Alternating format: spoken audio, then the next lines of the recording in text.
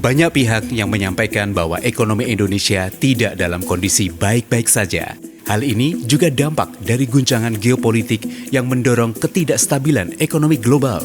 Gangguan rantai pasok global akan mengakibatkan inflasi bagi barang impor atau imported inflation yang akan berdampak pada daya beli masyarakat. Data BPS tanggal 6 Mei 2024 menyajikan data pertumbuhan ekonomi kuartal 1 tahun 2024 sebesar 5,11% di tengah suasana Ramadan dan pesta demokrasi. Daya beli domestik kita mengalami penurunan. Demikian kata Khairul Tanjung pada hari Minggu 3 Maret 2024. Konsumsi domestik yang kuat menjadi penopang pertumbuhan ekonomi sehingga merawat dan menjaga daya beli masyarakat mutlak diperlukan. Bagaimana Pemkot Semarang menjaga dinamika daya beli masyarakat Semarang agar tercipta rasa aman dan nyaman yang menjadi prioritas APBD Semarang, yaitu penanggulangan kemiskinan, akselerasi pengurangan stunting, serta menjaga daya beli masyarakat. Kita akan diskusikan dalam Prime Topic dengan tema menjaga daya beli masyarakat. Sesaat lagi Anda ikuti Prime Topic, dialog bersama DPRD Kota Semarang. Kali ini dengan judul Menjaga Daya Beli Masyarakat, disiarkan dari Inspiration Space, Gedung KWU Lantai 2 Fakultas Ekonomika dan Bisnis, Universitas Diponegoro Tembalang, Semarang. Acara ini didukung oleh Sekretariat DPRD Kota Semarang. Selamat mengikuti. Alhamdulillah kita kembali lagi dalam acara Prime Topic, dialog bersama DPRD Kota Semarang. Bersama saya Dendi Ganda, kita akan berdiskusi untuk membahas tema yang tadi sebagian sudah disenggol di prolog kita, yaitu tentang bagaimana menjaga atau menstabilkan daya beli masyarakat. Nah, tidak berpanjang lebar, saya akan perkenalkan narasumber kita di Prime Topic kali ini. Yang pertama, Bapak Kadar Rusman, Ketua DPRD Kota Semarang. Gimana kabarnya, Mas? Saya biasanya panggilnya Mas Pilus, karena panggilan akrabnya beliau Mas Pilus ya. Om. Oke, Mas Pilus, gimana kabarnya? Alhamdulillah, kabar sehat baik ya? Mas, sehat-sehat. Tentunya tidak hanya sehat loh nih, ya. Sehat dan waras. Nah itu. Kan kalau harus sehat nyambung, aja, ya? nggak waras nggak bisa sampai sini. Biasanya sehat itu selalu waras ya? Belum tentu ya. Oke. Baik, berikutnya ada Dr. Bambang Pramusinto, beliau adalah PLT Dinas Perdagangan Kota Semarang yang mewakili Bapak Hernowo Budiluhur, Asisten Ekonomi Pembangunan dan Kesejahteraan Kota Semarang. Apa kabar, Pak Bambang? Alhamdulillah baik ya. Mas. Ini pertemuan kita yang berikutnya setelah, kalau nggak salah sebelumnya kita membahas tentang ini ya, tentang persediaan bahan panganan sebelum Lebaran ya, waktu itu ya. Iya, betul. Iya. Masih di ketahanan pangan. Iya. Sehat ya, Pak? Ya, alhamdulillah sehat. Berikutnya ini adalah tuan rumah kita, Mas Ahmad Syakir Kurnia, SE MSc PhD, Ekonom FEB Undip Semarang. Gimana kabarnya, Mas Ahmad Syakir? Alhamdulillah baik. Oke. Dan tetap semangat tentunya. Tetap semangat. Iyalah. Saya ucapkan selamat datang dan terima kasih untuk audiens yang hadir di Inspiration Space FEB Undip Semarang. Ini tempatnya namanya Inspiration Space ya. Saya ke tuan rumah dulu, kenapa dikasih nama ini? Atau memang untuk memberikan inspirasi teman-teman FEB Undip? Ya, inspirasi itu harus lahir dari cara berpikir outside the box. Ya, karena itu terpampang di dinding, think outside the box. Ya, untuk terus melahirkan inspirasi-inspirasi. Oke, terima kasih Mas Ahmad Syakir untuk menyediakan tempat ini yang luar biasa. Dan kembali saya ucapkan nanti teman-teman mahasiswa dan hadirin, ada teman-teman pers juga bisa ikut diskusi kita tentang bagaimana menjaga daya beli masyarakat ya. Baik, saya ke Pak Ketua dulu nih. Mas Pilus, banyak kalangan ini yang menilai bahwa ekonomi Indonesia pada umumnya ini tidak sedang baik-baik saja. Pertumbuhan ekonomi melambat dan kita pengen tahu nih, mungkin Mas Pilus sebagai wakil rakyat itu kan sering jalan-jalan turun ke bawah, belusuan gitu. Nah, gimana nuansa batin masyarakat Kota Semarang terkait dengan kemampuannya dalam berkonsumsi untuk kebutuhan sehari-hari, terutama kebutuhan barang pokok. Kalau kita berbicara ekonomi, Ya. kalau kita berbicara situasi batin, ini memang terasa banget ya. Jadi pada saat pesta demokrasi sebelum dan pasca, ini beruntun juga setelah pemilu atau pesta demokrasi dihadapkan dengan puasa, lebaran sampai sekarang ini.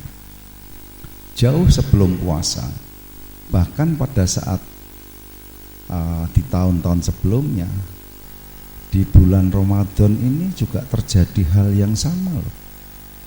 Daya beli masyarakat itu semakin rendah karena barang yang mau dibeli jumlahnya terbatas, harganya terlampau jauh untuk dijangkau.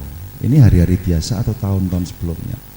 Nah, kemarin ini ditambah sebelum bulan Ramadan ini kan ada pesta demokrasi yang situasinya seperti itu, kondisinya juga sama seperti itu. Masyarakat ini serba kesulitan. Bahkan beberapa itu ada kelangkaan bahan pangan loh. Nah, itu sengaja atau tidak sengaja, tapi itu real, kelangkaan dan sulit untuk dicari, sulit untuk didapatkan. Nah, sehingga kalau kita berbicara itu secara nasional, karena ini kita ada di Kota Semarang, memang di Kota Semarang juga terasa sekali masyarakatnya seperti itu. Walaupun pemerintah kota sudah ada upaya-upaya, nanti biar ditambah penjelasannya oleh Pak Bambang, upaya-upaya itu sudah dilakukan, tetapi kan belum bisa dirasakan keseluruhan oleh masyarakat. Nah, di sini karena saya sebagai wakil rakyat mendengar hal seperti itu, pasti kami akan melakukan dorongan dan mendorong kepada eksekutif untuk bisa menambah program-program yang sekiranya bisa memberikan sebuah solusi kepada masyarakat. Karena posisi kami ini ada di lembaga legislatif, kami tentunya akan mendorong terus. Akan mendorong terkait dengan anggaran, kami akan dorong supaya masyarakat ini bisa merasakan program-program dari dampak geopolitik secara nasional. Nah, itu yang kami lakukan, kami dorong, walaupun program-program dari pemerintah ini sudah, tetapi saya kira kurang begitu artinya tidak bisa secara serentak semuanya mendapatkan, itu kan tidak. Pasti ada tahapan, ada kendala di sana, ada persoalan di sana. Nah, ini yang harus kita udari bersama, sehingga nanti kami mohon bisa ditambahkan penjelasan dari Pak Bambang ini yang mewakili Pak Asisten, kemudian Pak Ahmad ini dari pakar ekonomi yang dari Undip ini nanti juga bisa memberikan apa sih strategi yang sekiranya bisa disampaikan ke pemerintah Kota Semarang supaya bisa mengatasi ini semua. Kira-kira seperti itu. Oke. Nah, kira-kira bagaimana Mas Pilus untuk memberikan rasa aman dan nyaman itu kepada masyarakat terkait mereka belanja kebutuhan sehari-hari dikala sebagian besar pendapatan mereka tidak meningkat, justru berkurang? Ya, ini yang jadi persoalan, jadi problem kita semuanya. Kebutuhan tidak bisa ditunda, ya, dan harus dibeli. Tetapi yang untuk membelinya tidak ada. Kalau tahu ada barangnya, harganya relatif ada kenaikan seperti itu. Nah, solusi kalau saya sebagai wakil rakyat dan kebetulan saya ada di lembaga legislatif, ya kita akan dorong supaya pemerintah itu bisa memprogramkan bagaimana rasanya masyarakat itu bisa mendapatkan bahan-bahan pokok atau kebutuhan yang akan mereka miliki atau mereka beli, tapi dengan dengan tidak terjangkaunya itu, supaya mereka bisa daya belinya bisa terpenuhi, bisa membeli. Mereka walaupun pendapatan atau mungkin tingkat ekonominya semakin sulit, nah pemerintah harus bisa memberikan subsidi atau memberikan cara-cara yang buat mereka itu nyaman. Kami akan dorong itu terus. Nah, ini sosialisasi harus dilakukan dari seluruh OPD melalui camat dan lurah di sana untuk memberikan artinya memberikan sebuah, bukan harapan ya, memberikan sebuah pemahaman kepada seluruh masyarakat agar masyarakat itu tidak terlalu panik dan emosi. dalam menghadapi hal yang sulit, jangan sampai mereka pasrah. Nah, butuh ruang. Karena mereka kalau tidak diberikan informasi, tidak diberikan kesempatan, tidak diberikan pemahaman, mereka ini kesulitan dengan sendirinya dirasakan sendiri, kepanikannya dirasakan sendiri, tidak pernah bisa dikeluarkan oleh yang lain. Ini yang menjadi persoalan. Nah, sehingga itu harus dikasih ruang. Lembaga-lembaga yang ada di wilayah tingkat bawah, terus bisa bekerja sama dengan lintas sektor juga dari OPD-nya. Ini saya kira bisa memberikan rasa nyaman kalau mereka itu diberi ruang dan diajak ngomong dulu. Walaupun lapar tapi mereka masih bisa tersenyum. Tapi kalau mereka lapar tapi tidak bisa tersenyum, itu nanti kemarahan yang akan muncul di sana. Ya. Nah, inilah sentuhan-sentuhan itu yang harus dilakukan. Alhamdulillah warga Semarang ini Mas, sabar-sabar itu Mas. atau mungkin juga karena sudah baik ekonominya, mengingat pertumbuhan ekonomi kota Semarang itu tertinggi se-Jawa Tengah. Terakhir ya tahun 2023 sampai kuartal pertama. Tapi saya pengen tahu juga ini dari Pemkot ini, bagaimana gambaran kondisi ekonomi Semarang sebenarnya dan mitigasinya gimana, seperti yang tadi disampaikan Pak Ketua, Mas Pilus tadi, bahwa perekonomian juga sedang tidak baik-baik aja, banyak juga pengangguran yang makin meningkat gitu, pengangguran terbuka juga banyak gitu Pak, Mas Bambang. Ya.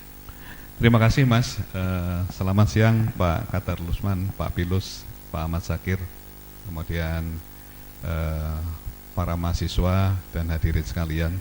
Matur nuwun, saya menambahkan yang disampaikan Pak Pilus. Jadi terkait dengan perekonomian di Kota Semarang, yang perlu saya matur yang pertama, fenomena geopolitik internasional itu alhamdulillah sudah ditangkap ya oleh kepala daerah dan stakeholder yang ada di Kota Semarang, termasuk Pak Pilus, anggota DPRD, bahwa fenomena geopolitik ini pasti akan punya dampak itu. Akan punya dampak karena beberapa bahan pangan kita itu masih import. Pertama, gandum atau terigu itu import ya dari Ukraina yang sekarang ini perang belum selesai. Kemudian beras. Kebetulan beberapa waktu yang lalu saya masih di Dinas Ketahanan Pangan, sekarang di PLT Dinas Perdagangan. Beras sampai hari ini masih import ya dari Kamboja, kemudian dari Vietnam. Kebutuhan pangan masyarakat akan beras ini belum bisa dicukupi dari domestik ya, dari negara kita sendiri belum. Namun yang perlu saya matur Bapak Ibu sekalian, kolaborasi stakeholder di pemerintah Kota Semarang baik eksekutif maupun legislatif ini menghasilkan satu terobosan yang cukup membanggakan. Tadi yang sampaikan, pertumbuhan ekonomi kita paling tinggi di Jawa Tengah. Kemudian di akhir 2023 Kota Semarang mendapatkan award ya, kota dengan pengendalian inflasi terbaik nomor 3 se-Indonesia. Ya, di atasnya ini kabupaten, tapi yang nomor ketiga ini kota. Kota yang rata-rata bukan penghasil pangan. Nah, ini kan luar biasa. Kemudian laju inflasi beberapa tahun terakhir ini sampai di bulan Maret 2024 kita terendah se-Jawa Tengah. Itu memang di bulan April naik sedikit, yang biasanya kita ranking 1 ini ranking 3. Nah, ini merupakan beberapa indikasi yang menggambarkan bahwa sudah ada terobosan-terobosan yang dilakukan oleh pemerintah Kota Semarang dalam hal ini eksekutif dan legislatif yang sudah membuahkan hasil yang menurut saya bisa membuat masyarakat lebih tenang. Ya paling tidak kita sudah paham clue-cluenya gitulah. Bagaimana sih mengantisipasi gejolak perekonomian di Indonesia maupun di Kota Semarang ke depan. Mungkin nanti saya akan jelaskan lebih banyak terkait dengan apa sih langkah-langkah konkret yang sudah dilakukan oleh pemerintah Kota Semarang yang insya Allah nanti ini bisa menjadi satu formula yang harapannya nanti perekonomian di Kota Semarang ini tetap stabil. Begitu Mas. Baik, terima kasih Pak Bambang. Ini bisa jadi bahan diskusi menarik ya. Apa tadi clue-clue yang bisa menjaga inflasi jadi terendah se-Jawa Tengah dan menjadi kota yang memiliki pertumbuhan ekonomi yang tertinggi di Jawa Tengah. Tapi tentu tidak sama dengan pandangan ekonom. Nah, saya pengen insight dari Pak Mas Ahmad Syakir ini. Mas, kira-kira variabel apa aja yang mempengaruhi tingkat daya beli masyarakat dan sebenarnya seberapa penting sih daya beli masyarakat itu perlu dijaga? Baik, ya. Kalau kita bicara daya beli, dua variabel yang saya kira akan sangat menentukan daya beli dan dinamikanya. Variabel yang pertama tentu pendapatan. Lalu yang kedua variabel harga-harga. Nah, daya beli itu adalah rasio antara pendapatan dengan harga-harga. Sehingga dua variabel itu punya pengaruh yang berkebalikan. Kalau di dalam matematika itu kan ada pembilang, ada penyebut. Kalau pembilangnya semakin naik, ya berarti hasil akhirnya bagus. Daya belinya naik. Nah, pembilangnya itu apa? Pendapatan. Ya, karena itu jika pendapatannya naik, maka daya belinya naik. Tetapi pada sisi yang lain, jika harga-harga itu naik, berarti daya belinya turun. Nah, tentu yang namanya perekonomian itu dinamis ya, dua-duanya bergerak, pendapatan dan harga-harga. Nah, sekarang kita lihat bagaimana dinamika daya beli. Seberapa besar kenaikan pendapatan ini mampu mengakomodir kenaikan harga-harga. Nah, kalau persentase kenaikan harga-harga itu lebih besar dibanding persentase kenaikan pendapatan, ya daya belinya akan turun. Nah, karena itu ini akan menentukan strategi bagaimana menjaga daya beli, termasuk kebijakan yang nanti perlu diadres oleh pemerintah Kota Semarang. Kalau concernnya adalah menjaga daya beli masyarakat, ya bagaimana membantu masyarakat di dua sisi itu tadi. Ya, membantu pada sisi pengeluaran, ya agar pengeluarannya itu tidak terbebani oleh kenaikan harga-harga. Karena kalau kita bicara inflasi itu sebenarnya komponen pembentuknya akan sangat kompleks, banyak sekali, ya. Tidak merupakan hasil dari apa yang dilakukan oleh pemerintah Kota Semarang per se gitu kan. Karena ada banyak variabel yang lain termasuk variabel moneter. Oleh karena itu pemerintah Kota Semarang perlu menjaga, membantu beban pengeluaran masyarakat merespon kenaikan harga-harga. Ya, ini ukuran kesejahteraan yang konkret.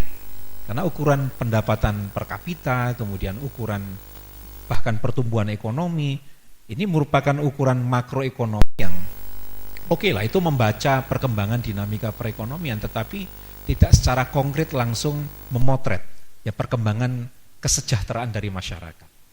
Nanti kita akan elaborasi lebih lanjut tentunya dari apa yang saya sampaikan berkaitan dengan pendapatan dan beban pengeluaran masyarakat yang menentukan, yang berpengaruh terhadap daya beli ini. Tapi sebelum saya melanjutkan dan nanti di sesi yang lain, tentu saya sebagai tuan rumah ini saya ingin menyampaikan terlebih dahulu nih apresiasi saya untuk acara ini yang mempertemukan pemerintah, kemudian akademisi dan masyarakat dan wakil rakyat. Terima kasih. Teman-teman. Jadi edukasi yang menarik ya. Teman-teman mahasiswa di sini mendapatkan privilege untuk mendapatkan kuliah kerja nyata. Meskipun hanya diskusi, tapi ini beliau Mas Pilus, Pak Bambang ini adalah teman-teman yang ada di lapangan dan tahu persis bagaimana aturannya. Jadi nanti silakan dielaborasi. Tadi kuliah semester pertama dari Pak Ahmad Syakir tadi menarik ya. Nanti dilanjutkan berikutnya. Kita harus rehat sebentar dan kita berikan aplaus dulu untuk narasumber kita. Terima kasih. Baik, tadi kita sudah sedikit mendapatkan pencerahan di awal tentang bagaimana sih untuk kenapa daya beli masyarakat itu harus dijaga. Tapi saya juga pengen perdalam lagi untuk memberikan insight kepada pendengar dan pemirsa. Faktor-faktor apa saja yang bisa mempengaruhi kestabilan dan fluktuasi daya beli masyarakat? Saya perlu sampaikan terlebih dahulu data. Ya. Rata-rata pengeluaran per kapita per tahun di Kota Semarang itu berapa? Nah, ternyata ini menarik karena ada perbedaan beban pengeluaran antara laki-laki dan perempuan. Oke. Laki-laki itu mempunyai beban pengeluaran yang lebih tinggi dibanding perempuan. Ya. Kebutuhannya mungkin lebih banyak karena mungkin ada kebutuhan udut gitu ya. Ada untuk transportasi yang lebih mobile. kemudian ya mungkin hangout Mbako lebih ya. sering gitu mbako. Kalau gitu. dilihat itu Mas Ahmad Syakir itu potong rambut mungkin sebulan sekali ya. Kalau perempuan mungkin baru setengah tahun. Iya, karena saya memikirkan daya beli juga jadi. Gitu ya. Iya. Kir potong rambut. Kalau setiap potong rambut kan eman-eman, duitnya mending buat yang lain gitu kira-kira kayak gitu lah. Nah, berapa kira-kira Mas beban pengeluaran per kapita laki-laki di Kota Semarang tahun 2023? Dari data itu 17.549 Setahun. satu tahun per kapita Ya. untuk laki-laki, dan itu naik ya, dan Ya. itu merupakan satu hal yang wajar saya kira. Angka tadi 17 juta sekian itu sudah disesuaikan dengan ada istilah namanya purchasing power parity. Ya. Jadi agar tidak ada bias mengenai uang, karena sebenarnya masyarakat itu nggak butuh uang. Yang dibutuhkan itu apa yang bisa dibeli dengan uang. Ya. Kita nggak akan kenyang dengan uang. Kita nggak akan bisa menutup aurat kita dengan uang. Kita nggak akan lindung dari hujan dengan uang. Tetapi kita tertutup auratnya dan kemudian menjadi manusia yang mulia ketika kita berpakaian yang layak. Kita dapatkan energi, tubuh kita sehat karena kita memakan ya bahan-bahan makanan yang sehat. Nah, uang itu hanyalah sarana. Nah, oleh karena itu 17 juta tadi itu sudah disesuaikan dengan daya beli uang, artinya sudah di-adjust dengan kenaikan harga-harga. Tetapi tentu saja yang namanya beban pengeluaran itu terus meningkat. Nah, itu memang meningkat dari tahun ke tahun. Nah, untuk perbandingan saja, berapa untuk yang perempuan di Kota Semarang? 15 juta, 200 sekian per kapita per tahun. Kalau kita bandingkan dengan kota yang lain, ternyata masih untung Pak. Laki-laki di Semarang ketimbang laki-laki di Surakarta. Itu udah termasuk Salatiga. sewa video drakor juga ya? Itu udah termasuk Iya. ya, udah entertain juga ya. Ternyata Salatiga itu beban pengeluarannya lebih gede dibanding lebih Semarang gede. laki-laki. Saya nggak tahu penjelasannya bagaimana ini. Perempuan Salatiga. Yang laki-laki Pak. Oh, laki-laki. Ya, 20 juta sekian per kapita per tahun itu untuk kota Salatiga ya. Iya, iya. Iya. Berarti padahal kota kecil ya. Iya, betul, Dibanding- kota kecil. Artinya apa? Lebih murah lah Iya, di iya. sini. Artinya daya beli laki-laki untuk mendapatkan barang-barang yang dibutuhkan itu lebih powerful ketimbang Iya. di Salatiga. Nah, tentu itu dua hal tadi. Pendapatannya lebih tinggi atau harga-harganya Lebih murah. harga-harganya terkendali gitu, Mhm. lebih murah. Nah, oleh karena itu tentu ada persentase kenaikan beban pengeluaran setiap tahun ini yang harus diperhatikan ya untuk memastikan bahwa beban pengeluarannya itu bisa dikompensasi dengan kenaikan pendapatan yang memadai. Nah, kira-kira seperti itu Mas, gambaran mengenai yang tadi saya sampaikan berkaitan dengan daya beli. Jadi sekali lagi jangan sampai kita itu terjebak dengan adanya ilusi uang. Karena uang tidak memberikan kepuasan apapun pada diri kita. Yang memberikan kepuasan adalah ketika kebutuhan kesehatan kita bisa kita dapatkan. Kalau indikator ekonomi seperti inflasi Iya. yang cukup rendah di Kota Semarang, kemudian pertumbuhan ekonomi yang tertinggi di Jawa Tengah, sejauh mana pengaruhnya terhadap daya beli masyarakat? Baik, kalau kita bicara inflasi tadi disampaikan oleh Pak Bambang, inflasi di bulan April itu 3,01%. Nah, ini harus menjadi lampu kuning Iya, udah tinggi. bagi Indonesia dan Semarang dan Indonesia pada umumnya, karena target inflasi yang 3, ditetapkan oleh itu Kota Semarang Hah? atau nasional? Itu Semarang, 3,01 itu Semarang. Kalau nasional 3,00%. Sementara target inflasi yang ditetapkan untuk tahun 2024 year on year itu 2,5%. Artinya apa? Ini memang harus menjadi perhatian kita bahwa ada kenaikan harga-harga yang melebihi angka yang sudah ditetapkan sebagai target di akhir tahun 2024, 2,5%. Nah, ini harus pemerintah Kota Semarang harus mengambil tindakan ya untuk mengantisipasi ini agar tahun 2024 yang menjadi kekhawatiran kita, daya beli turun itu harus terjaga. Karena tadi Pak Filus juga sudah sampaikan ya kelangkaan barang kemudian dibarengi dengan kenaikan harga-harga akibat dampak dari geopolitik global, ini harus diantisipasi saya kira. Kalau kita bicara mengenai daya beli. Baik. Terima kasih Mas Ahmad Syakir, ini gambaran globalnya mungkin nanti kita lebih perdalam lagi secara Baik. teknis. Ya, baik. Baik, saya ke Mas Pilus. Mas Pilus, kalau tadi Ahmad Syakir udah menjelaskan cukup panjang lebar tentang latar belakang kenapa daya beli itu harus dijaga. Nah, sebenarnya kita pengen tahu lebih teknis nih, bagaimana struktur APBD tahun ini untuk memberi ruang terkait dengan menurunnya daya beli masyarakat. Kalau kita lihat struktur APBD itu tidak jauh beda dengan tahun-tahun sebelumnya. Hanya kami sepakat program pemerintah ini memang yang diprioritaskan ya. Artinya diprioritaskan bukan berarti yang lainnya tidak terlalu penting. Tetapi kalau saya melihat kerangka atau strukturnya, memang dinas pendidikan itu Mendapat porsi yang iya, cukup ya. porsinya agak lumayan besar ya, dinas pendidikan, kesehatan. Ya. Jadi ini penting juga ya, dinas pendidikan, kesehatan, terus kemudian dari sektor pangan, ya, ekonomi, artinya di bidang ketahanan pangan, terus di dinas-dinas yang bersentuhan langsung dengan masyarakat. Ini memang kami sepakat programnya wali kota atau program kota Semarang ini, karena itu penting juga. Karena orang ini kan kebutuhan yang pertama harus mereka dapatkan memang kebutuhan hidup ya, kebutuhan keseharian. Tetapi pendidikan kan yang lebih penting. Ya. Nah selain pendidikan, kesehatan ini juga lebih penting. Kebutuhan dasar ya. Iya, walau dengan cara ada semacam untuk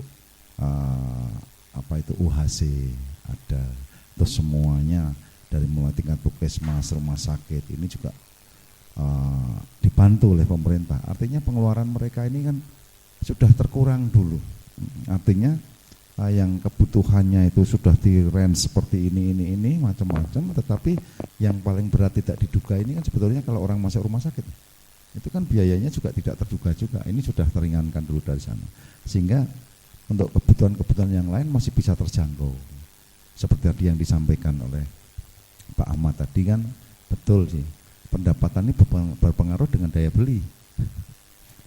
Pendapatannya tidak naik, daya belinya pasti akan menurun. Ini sama kalau pemerintah tidak berbuat, bahkan semuanya tidak terjangkau, sehingga daya belinya juga mengalami penurunan. Kalau kita lihat struktur yang ada di pemerintah Kota Semarang, saya sepakat, saya mendukung itu, bahwa masyarakat ini memang butuh sentuhan apapun itu dari pemerintah.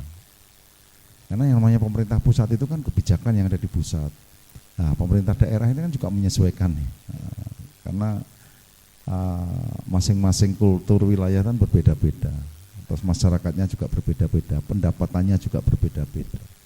Sehingga ini ya yang harus selalu dilakukan. Makanya programnya ada yang namanya urban farming.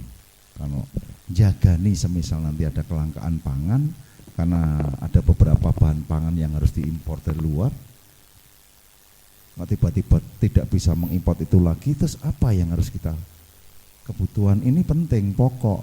Sementara Semarang nggak punya lahan pertanian.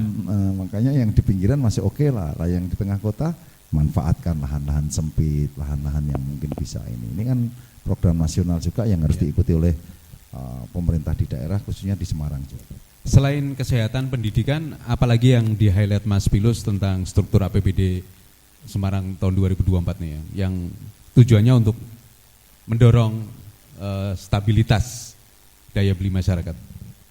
Di luar kesehatan dan pendidikan, pasti yang ada sentuhannya dengan kebutuhan pokok. Ya. Ada kebutuhan pokok pasti di dinas ketahanan pangan, terus di dinas perdagangan itu harus artinya ditingkatkan juga, karena di sektor itulah yang masyarakat ini sebetulnya sangat ketergantungan di sektor itu juga. Karena melihat pengalaman yang dulu-dulu ini, memang kalau kita melihat dampak dari geopolitik mungkin tidak terlalu ada yang mengatakan seperti itu, tetapi pada kenyataannya ini pengaruhnya besar. Pedagang, pengusaha, para ini begitu mau beralih kepemimpinan itu sudah bingung. Bingungnya itu pengaruh dengan harga-harga yang ada di lingkungan sekitar kita, karena ada di sana ini. Kira-kira itu. Nah, makanya dengan dampak yang kemarin ini ya harapannya mudah-mudahan bisa segera stabil semuanya, karena para pengusaha ini kan paling takut kalau nanti ada hal-hal yang tidak diinginkan, tiba-tiba gitu. Oh iya, jeblok gitu. ini pengaruh terhadap ekonomi. Iya, iya. Oke, semoga kondisi politik kita juga segera kondusif. Dan berikutnya nih, saya ke Mas atau Pak Bambang Pramusinto, nyun sewu. Nah, menjaga daya beli masyarakat Kota Semarang tadi seperti yang dijelaskan Mas Pilus ini kan salah satunya menjadi skala prioritas struktur APBD Kota Semarang. Nah, kira-kira kita masuk ke kebijakan dan apa langkah yang sudah dilakukan Pemkot Semarang untuk mengendalikan harga dan menjaga daya beli masyarakat Kota Semarang ini. Baik, terima kasih Mas. Jadi perlu kami sampaikan dulu bahwa DPRD selama ini sangat responsif gitu dengan eksekutif. Ya, mau buat program kegiatan apapun itu DPRD responsif. Nah, dalam konteks pengendalian ekonomi ini, semuanya sebenarnya kan kembali ke kreativitas dari eksekutif gitu ya. Jadi apapun program yang dibuat oleh eksekutif dalam rangka pengendalian ekonomi itu pasti Dewan akan menyesuaikan.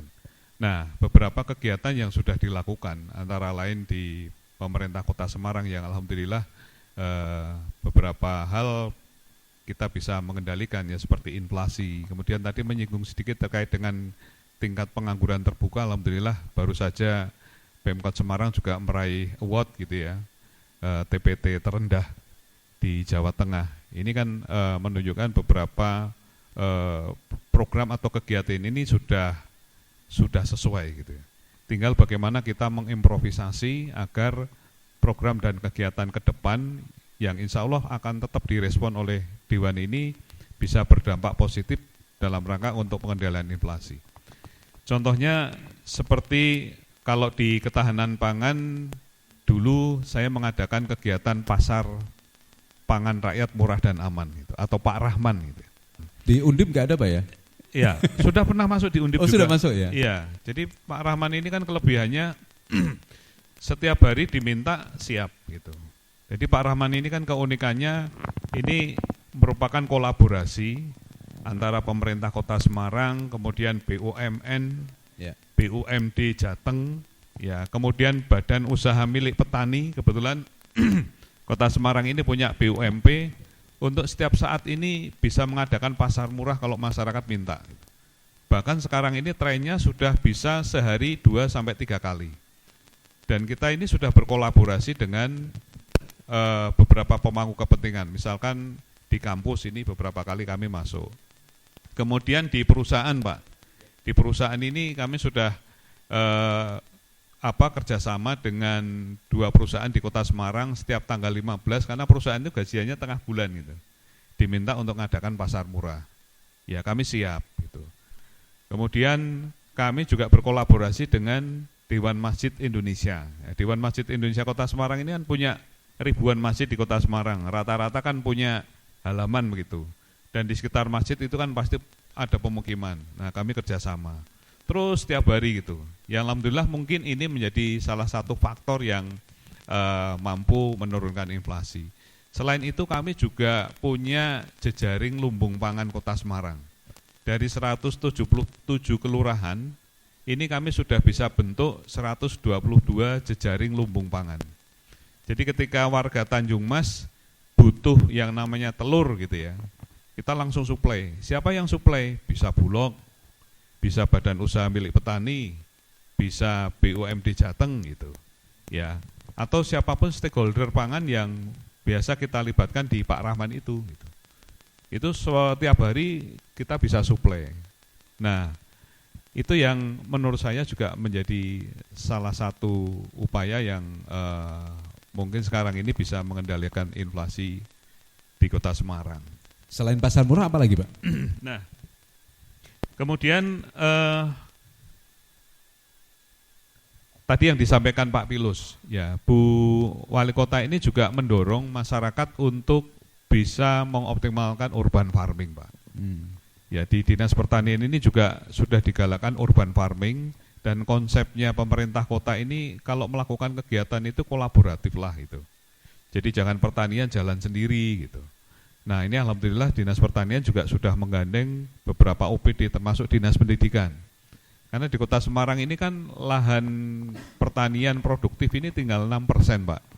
Tinggal 6%. Nah, bagaimana bisa menggenjot komoditas pangan terutama yang penyumbang inflasi? Karena contoh untuk bulan April ini salah satu komoditas yang menjadi penyumbang inflasi ini bawang merah. Gitu. Padahal bawang merah ini bisa loh ditanam di Kota Semarang itu. Terus beberapa waktu yang lalu cabai. Tapi alhamdulillah cabai sekarang ini sudah tidak penyumbang inflasi. Nah, bawang merah dan cabai ini kan bisa sebenarnya digalakkan masyarakat sendiri. Masuk mau butuh bawang merah harus beli gitu. Ya, kemudian butuh cabai harus beli. Nah, masyarakat juga perlu diedukasi gitu supaya yang namanya bawang merah sama cabai bisa nanam sendiri gitu. Beberapa waktu yang lalu yang lucu lagi apa? Tomat gitu. Tomat ini penyumbang inflasi. Terus yang baru ini juga bayam. Nah, ini sebenarnya kan beberapa komunitas yang sebenarnya masyarakat mampu mengelola sendiri. Ya, sehingga kalau masyarakat ini sudah masih melakukan urban farming, cabai tidak harus beli, bawang merah tidak harus beli, insya Allah inflasi di Kota Semarang ini juga bisa semakin menurun. Paling tidak dari sektor bawang merah dan cabai gitu misalkan. Ya. Contohnya seperti itu. Nah, ini urban farming juga tidak hanya digalakkan di pekarangannya warga, tapi juga salah satunya sudah berkolaborasi dengan Dinas Pendidikan, karena sekolah-sekolah kami itu kan punya lahan luas-luas, Pak. Yeah. Nah, daripada nganggur atau ditanami tanaman yang kurang berdampak, ya kita bisa kolaborasi bareng-bareng ditanami tanaman penyumbang inflasi. Misalkan kita buat sentra-sentra gitu. Kalau saya sih sudah menyampaikan ke Kepala Dinas Pertanian juga buat sentra-sentra, misalkan di Mijen semuanya kita tanami bawang merah ya, atau yang dominan bawang merah ya masyarakat, ya KWT, ya dinas sekolah-sekolah gitu. Kemudian yang di Gunung Pati misalkan sentra cabai. Ya. Contohnya seperti itu sih, Pak. Baik. Kita harapkan nanti di segmen berikutnya ada masukan dari pengamat ekonomi kita. Setelah itu di segmen berikutnya kita undang juga teman-teman mahasiswa ya untuk memberikan inputan, masukan atau pertanyaan kepada para narasumber.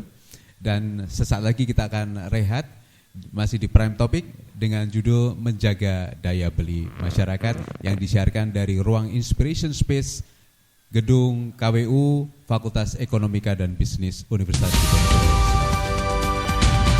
Saya ke Pak Bambang Pramusinto lagi. Pak, tadi kan kita sudah singgung sedikit tentang kebijakan-kebijakan atau langkah-langkah yang sudah dilakukan oleh Pemkot Semarang dalam upaya untuk mengendalikan atau menjaga daya beli masyarakat.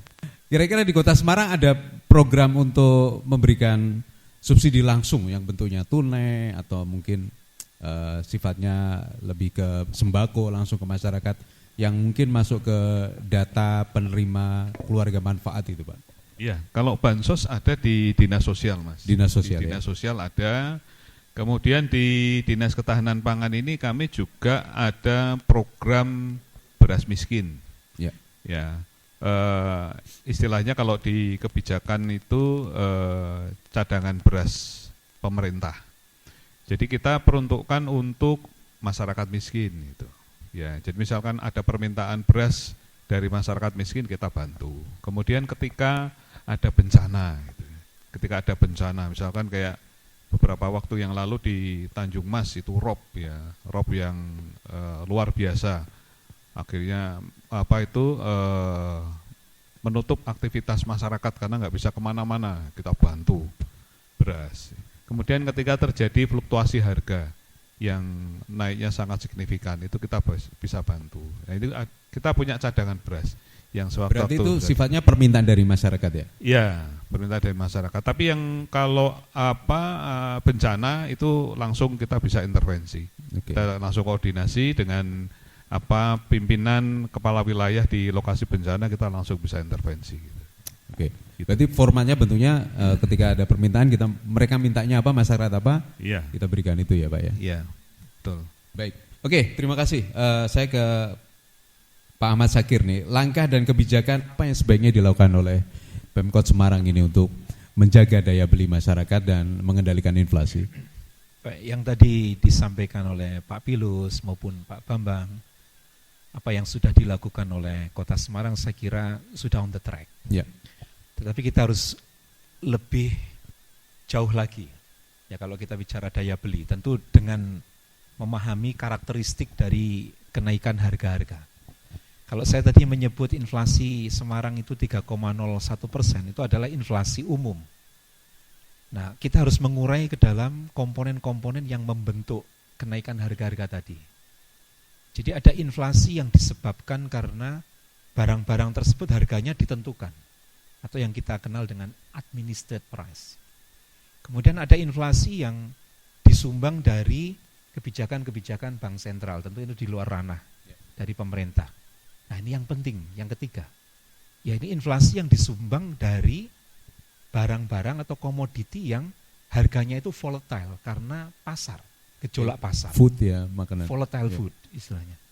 Nah yang tadi disampaikan oleh Pak Pilus, pendidikan, kesehatan, itu kan pengeluaran yang niscaya harus dilakukan oleh rumah tangga. Yang itu sudah dibantu oleh pemerintah Kota Semarang. Ya begitu pula dengan, saya nambahkan satu lagi Pak Pilus, transportasi ya. Di Semarang kan sudah ada Trans Semarang PRT. Ya, PRT Istilahnya. itu koridor, bahkan sekarang sudah koridor 1 sampai 8. Ya. Kemudian juga ada feeder-feedernya. Ya.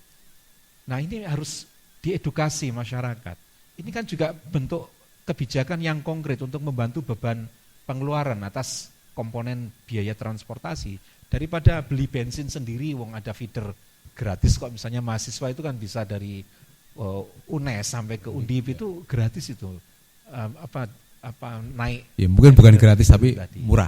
Nah itu Ya. membantu dari sisi beban pengeluaran barang-barang yang tadi harganya relatif ditetapkan oleh pemerintah. Nah kemudian ini yang persoalan volatile food, bergejolak. Yang tadi disampaikan oleh Pak Bambang saya kira juga sudah on the track. Volatile food itu kan barang-barang yang sehari-hari dikonsumsi oleh rumah tangga ya, bahan-bahan makanan pada umumnya, dan itu memang menyumbang inflasi yang luar biasa. Urban farming itu perlu digalakkan lebih luas lagi. Digalakkan itu karena ini menyangkut perilaku, cara pandang rumah tangga, cara pandang masyarakat untuk memanfaatkan apa yang ada di lingkungan kita. Nah, juga ada kalau nggak salah UFC ya Pak, Urban Farming Corner itu saya kira perlu digalakkan lagi sebagai tempat bagaimana mengedukasi masyarakat untuk memanfaatkan urban farming ini lebih luas lagi. Daripada beli cabai yang kadang-kadang harganya mahal, cabai itu ditanam di pekarangan kita, sekali tumbuh kemudian buahnya terus ini kok berkelanjutan istilahnya, terus menerus. Nah, saya nggak tahu kalau bawang merah teknologinya seperti apa untuk bisa dilakukan di pekarangan-pekarangan Pak. Kalau cabai saya sudah sering melihat bahwa cabai itu ada di lingkungan kita. Nah bayam saya kira tadi disampaikan Pak Bambang, nah masyarakat diedukasi juga termasuk teknologinya Pak. Ya. Cara-caranya bagaimana menanam bayam di pekarangan yang bayamnya itu nanti akan tumbuh sehat sebagai bahan makanan yang dikonsumsi sehari-hari. Ya. Nah sudah on the track, hanya perlu digalakkan lebih jauh lagi. Nah tadi volatile food itu juga terjadi karena gejolak yang terjadi di pasar. Kelangkaan barang itu dampak dari gejolak yang terjadi di pasar. Oleh karena itu yang tadi disampaikan oleh Pak Bambang, ada program-program Pak Rahman, ini juga tentu ini sifatnya insidental ya Pak. Ketika memang terjadi gejolak harga, nah Pak Rahman ini perlu kemudian dilakukan di masyarakat yang lebih luas lagi. Jadi secara umum sudah on the track karena saya juga mengikuti perkembangan kebijakan yang dilakukan oleh Kota Semarang, karena saya tadi Pak Bambang sampaikan saya juga penilai PPD ya Pak ya, penghargaan pembangunan daerah, dan kebetulan Semarang selama ini diapresiasi dengan pembangunannya di daerah itu Pak. Baik, ya. Terima kasih Pak Mas Sagir. Dan sebelum ke teman-teman mahasiswa, saya ke Pak Ketua DPRD kita nih. Nah, setelah ruangan itu diberikan, Mas Pilus, kira-kira apa aja yang menjadi masukan Mas Pilus ke eksekutif, ke Pemkot, supaya ini tadi teriakan-teriakan atau nuansa batin dari masyarakat yang, harganya kok larang, ini tambah mahal, ini bisa, dan mereka juga bisa memiliki daya beli. Monggo silakan Mas. Iya, jadi Memang betul apa yang disampaikan barusan tadi. Kenapa sih kok kalau kita lihat di luaran sana, eksekutif dan legislatif itu terkesan Sendiri-sendiri ya. itu di mana-mana seperti itu. Ya. Terus kemudian saya mencoba belajar bahwa kita ini yang dari lembaga legislatif kan diberikan kepercayaan oleh masyarakat untuk bisa duduk di sana. Setelah duduk, apa yang harus mereka perjuangkan? Apa yang harus mereka lakukan? Nah, kita harus sadar itu. Yang harus kita lakukan adalah kita menggunakan politik anggaran kita untuk mempengaruhi APBD, baru berbicara tentang kesejahteraan, untuk berjuang, mempengaruhi anggaran APBD, kita turunkan berupa program. Sama, eksekutif pun sama, karena kepala daerah itu juga jabatan politik. Juga mengemban amanah juga dari kepercayaan masyarakat yang sama. Nah, kalau dua-duanya ini gelutan wae, kan tidak ada yang diperjuangkan. Iya, yang rugi masyarakatnya. Nah, sehingga kita paham, sadar itu, makanya program wali kota itu pasti akan berbasis pada masyarakat. Wong kita pun sama amanahnya seperti itu. Nah, kecuali kita melihat ada program-program yang dianggap tidak berpihak kepada masyarakat, baru kita bicara secara baik-baik, tidak dilakukan di forum secara atau di media. Ini kan jadi nantinya jadi kurang sehat dan tidak baik-baik sekali nantinya. Jadi itu dulu, kita kan tarik sejarahnya, kita runtut itu dulu, baru kita berbicara program-program yang harus disiapkan oleh eksekutif, dalam hal ini wali kota melalui OPD-nya, semuanya berpihak kepada masyarakat. Kenapa kita harus persulit? Kita bahas sesuai dengan tugas kami dan teman-teman. Jika ada sesuatu yang kurang pas, baru kita akan evaluasi, kita sampaikan ini kurang pas dan seterusnya. Nah, setelah itu sudah kita serahkan sepenuhnya kepada eksekutif, baru fungsi kita pengawasannya kita jalankan lagi. Nah, itu yang kita lakukan selama ini. Alhamdulillah semuanya berjalan dengan baik dan tidak pernah terdengar lah di kota Semarang ini gegeran sampai di media. Wah, itu enggak. Alhamdulillah tidak, karena semuanya sadar dan paham bahwa kepentingannya untuk masyarakat. Diselesaikan dengan ngopi ya. Oh iyalah, kita ngobrol karena itu untuk masyarakat. Iya, kita rehat sejenak dan sekali lagi kita berikan aplaus ya untuk narasumber kita karena ini waktu-waktu krusial ngantuk ini. Terima kasih Anda masih bersama kami di Prime Topic, dialog bersama DPRD Kota Semarang yang mengangkat tema menjaga daya beli masyarakat. Oke, di segmen ini saya akan berikan kesempatan kepada audiens yang hadir di FEB Undip Semarang. Monggo silakan teman-teman FEB. Ada yang ingin mengajukan pertanyaan atau komentar? Ya, silakan. Selamat siang Bapak Kadarusman sebagai Ketua DPRD Kota Semarang, Bapak Bambang dan Bapak Syakir, Pak Ahmad Syakir. Jadi tadi kan sempat dimention ada program Pak Rahman nggih. Nah, saya ingin bertanya, bagaimana pemerintah memastikan bahwa program-program tersebut tidak hanya fokus pada solusi jangka pendek, namun juga berinvestasi dalam pengembangan sumber daya manusia dan infrastruktur untuk mendorong pertumbuhan ekonomi yang inklusif. Terima kasih. Oke, singkat saja Mas. Baik, itu aja. Oke. Baik, ada lagi yang lainnya? Monggo, ya silakan Mbak. Terima kasih. Dengan Mbak siapa? Dengan saya Alicia Nabila dari Alicia Nabila. Alicia Nabila, oke, ya. Silakan. Ya, selamat siang Pak Kadarusman dan Pak Bambang Pramusinto. Pak Bambang Pramusinto dan Pak Ahmad Syakir. Ahmad Syakir. Saya izin bertanya mengenai apakah ada evaluasi atau survei yang dilakukan secara berkala oleh pemerintah Kota Semarang untuk mengukur efektivitas program-program yang telah diterapkan dalam menjaga daya beli masyarakat, khususnya di kalangan mahasiswa atau generasi Z. Nah, terima kasih. Oke, baik. Terima kasih Mbak Alicia. Berikutnya, ada lagi? Belum ya? Oke, mungkin mohon kebijakannya Mas Pilus, Pak Bambang Pramusinto, dan Mas Ahmad Syakir untuk merangkum jawaban-jawaban tadi supaya kita bisa menjawab semuanya. Dimulai dari mana dulu? Mas Pilus? Monggo silakan. Kalau saya melihat pertanyaan tadi semuanya itu tertujunya kepada Mas Bambang dan Arahnya Mas ke Ahmad, Mas iya arahnya ke sana, sehingga kami berikan kesempatan untuk bisa memberikan jawaban dan penjelasannya. Tapi diapresiasi dulu Mas. Yang tanya. Karena kalau saya dari kacamata politiknya itu nggak ada yang ke saya tadi. Gitu ya. Jadi dari beliau berdua ini. Baik, monggo silakan Pak Bambang. Nggih, saya langsung menjawab semuanya nggih. Kalau nanti ada yang kurang tolong diingatkan. Tadi terkait dengan bagaimana menjamin keberlanjutan ya Pak Rahman ya beberapa program pemerintah itu. Jadi begini Bapak Ibu sekalian, kalau apa yang kami lakukan waktu di ketahanan pangan, kemudian ini selama di PLT Dinas Perdagangan, ide-ide maupun inovasi yang dibangun selama itu berbasis kebutuhan ya, kemudian di backup dengan kebijakan. Alhamdulillah seperti Pak Rahman itu kami sudah punya peraturan wali kota gitu ya. Ketika kami konsultasi dengan pimpinan, berdiskusi dengan pimpinan, ditangkap itu sesuatu yang positif, pasti dibuatkan kebijakan berupa peraturan wali kota.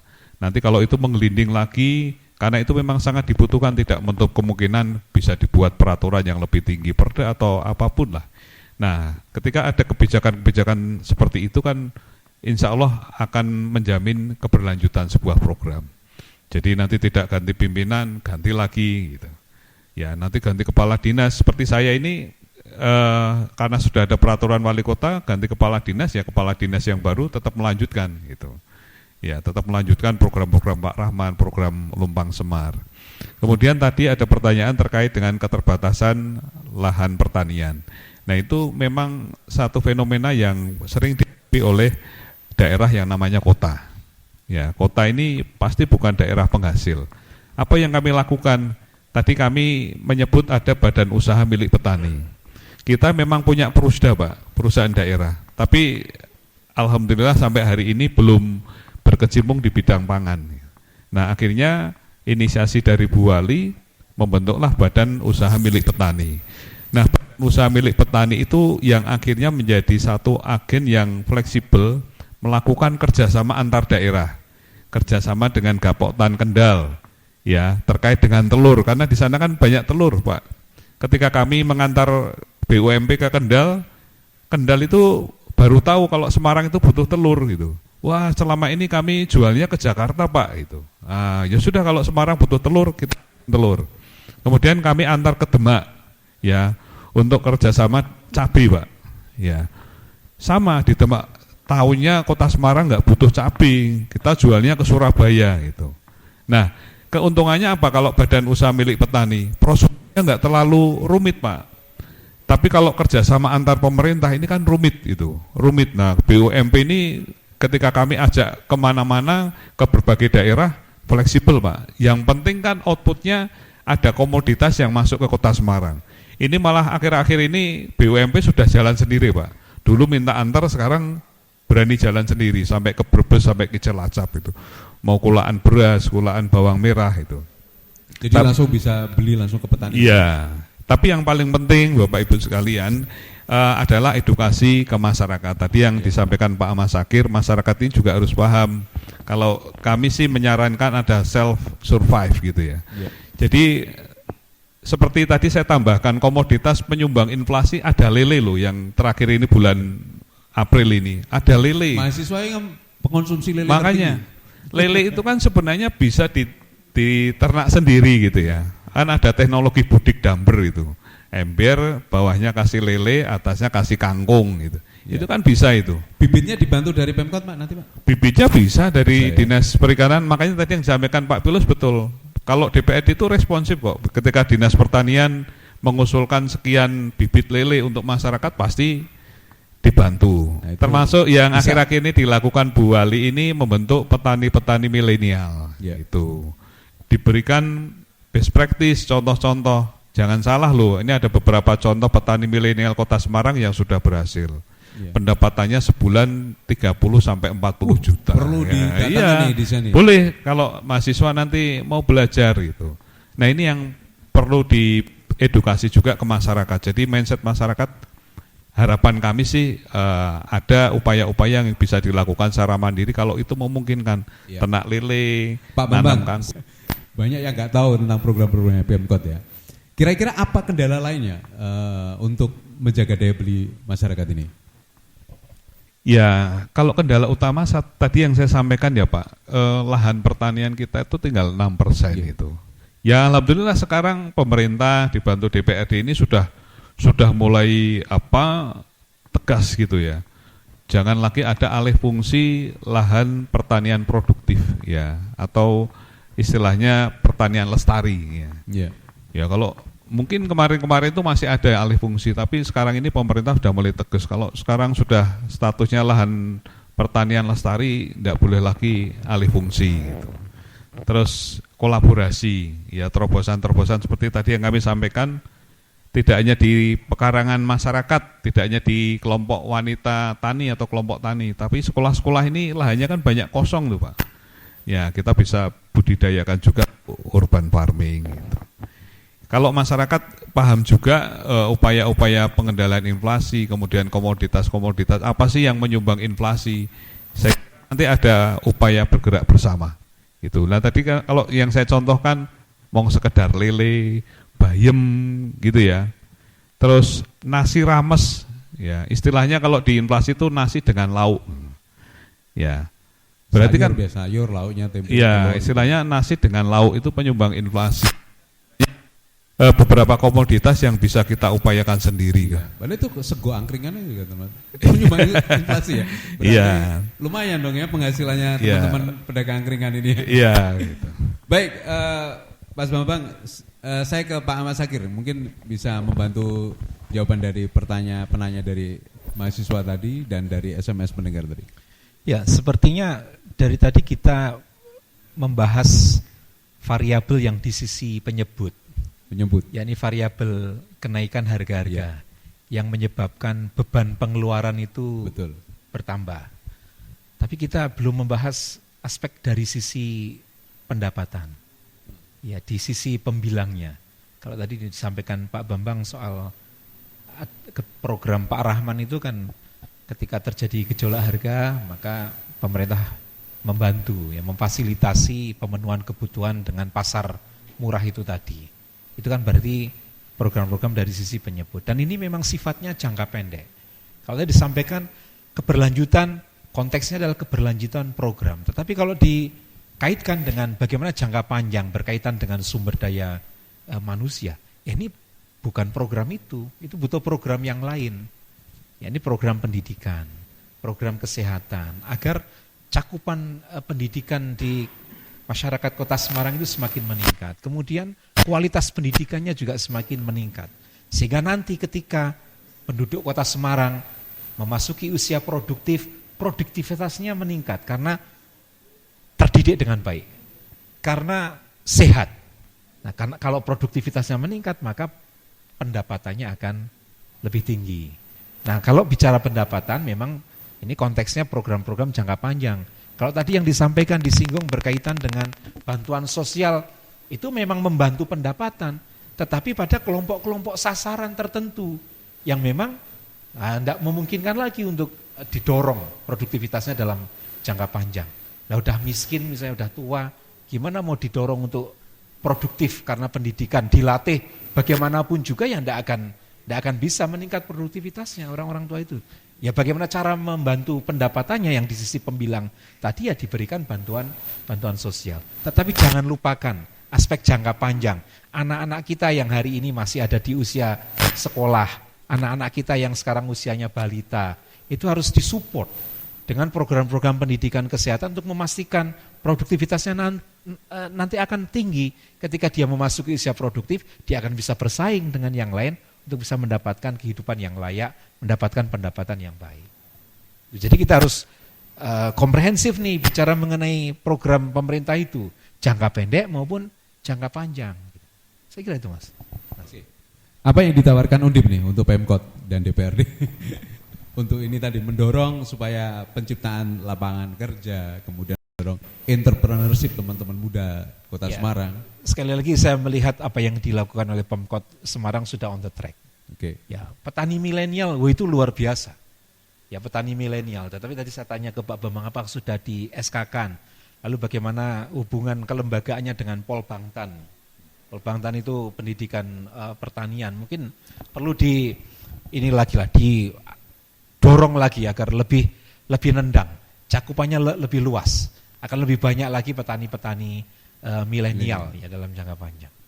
Jadi selama ini saya melihat sudah on the track, hanya perlu tadi dikawal untuk tadi sesuai dengan yang ditanyakan oleh adik mahasiswa tadi, bagaimana memonitor, melakukan evaluasi agar tidak sifatnya itu program ini jangka pendek. Dan tadi Pak Bambang juga sudah menyampaikan, karena ini sudah ada surat SK wali kotanya. Jadi ini bukan kebijakannya Bu Ita saja. Harapannya kebijakan-kebijakan ini akan dilanjutkan oleh pemerintahan berikutnya. Kira-kira seperti itu untuk memastikan keberlanjutan ini. Karena ini merupakan program yang luar biasa. Baik, terakhir sebelum kita ke break, Mas Ahmad, perlukah Kota Semarang atau Kota Indonesia ini ya memiliki blueprint untuk menjaga daya tahan daya beli masyarakat? Kalau pertanyaannya perlu ya tentu saja perlu. Iya. Kemudian apakah sudah ada, nanti mungkin Pak Bambang bisa menjawabnya. Kalau blueprint saya kira perlu untuk itu. Tetapi kan biasanya itu sudah include di dalam dokumen-dokumen perencanaan pembangunan ya Pak. Ya, RPJMD. Nanti perlu dilihat apakah memang ada perlu blueprint yang sifatnya teknis dan tematik seperti itu. Kalau RKPD kemudian RPJMD itu kan sifatnya menyeluruh. Nah, blueprint yang sifatnya sektoral barangkali perlu nanti dipertimbangkan Pak untuk memastikan keberlanjutan program-program ini. Iya. Biasanya kan kalau lintas kedinasan atau berganti kepala dinas kan masih diperlanjutkan. Tapi begitu ganti pimpinan daerah bisa jadi berubah nih programnya. Baik, pemirsa dan pendengar, di segmen terakhir ini saya akan memberikan kesempatan kepada narasumber kita untuk memberikan closing statement. Saya awali dari ujung dulu, Ahmad Syakir untuk memberikan closing statementnya untuk diskusi kita kali ini. Iya. Kenaikan beban pengeluaran Kota Semarang laki-laki dan perempuan di tahun 2023 itu sekitar 2,23% dibandingkan tahun 2022. Nampaknya di tahun 2024 ada kenaikan beban yang lebih tinggi lagi dari 2023. Dan ini yang perlu diantisipasi oleh pemerintah Kota Semarang agar kesejahteraan masyarakat Kota Semarang ini bisa dijaga.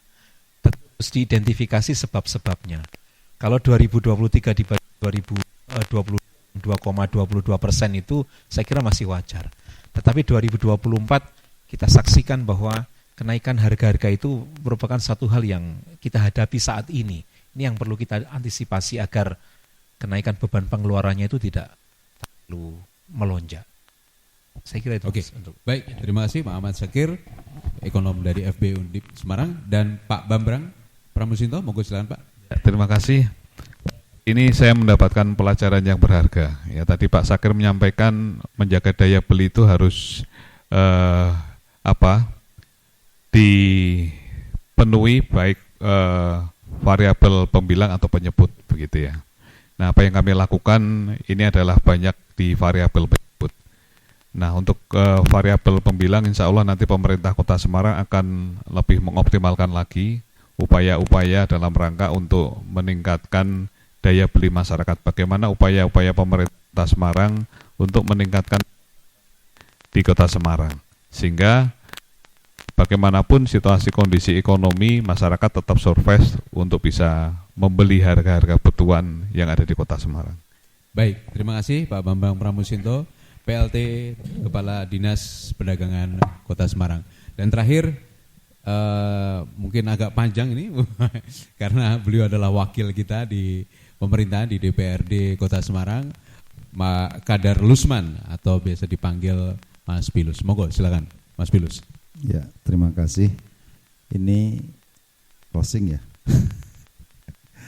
Jadi saya mengajak seluruh warga masyarakat Kota Semarang, baik yang punya usaha maupun tidak punya usaha dan belum berusaha, agar tetap tenang dalam menghadapi situasi apapun yang terjadi. Jangan pernah panik menghadapi itu semua. Nah, dari kepanikan, dari ketidaksabaran akan menimbulkan sebuah persoalan besar yang akan merugikan diri kita sendiri dan kota tercinta kita sendiri.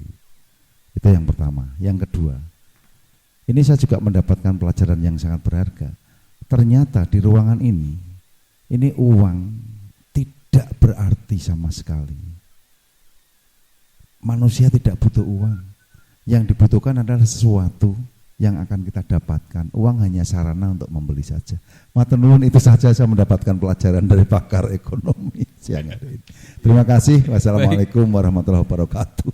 Terima kasih, kita berikan aplaus untuk Pak Kadar Lusman, Pak Bambang Pramusinto dari Pemkot Semarang, dan Pak Ahmad Sagir, Ekonom Undip Semarang.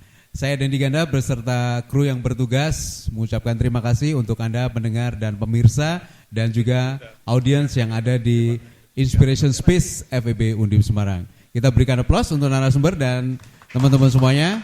Assalamualaikum warahmatullahi wabarakatuh. Sampai ketemu di Prime Topic edisi berikutnya.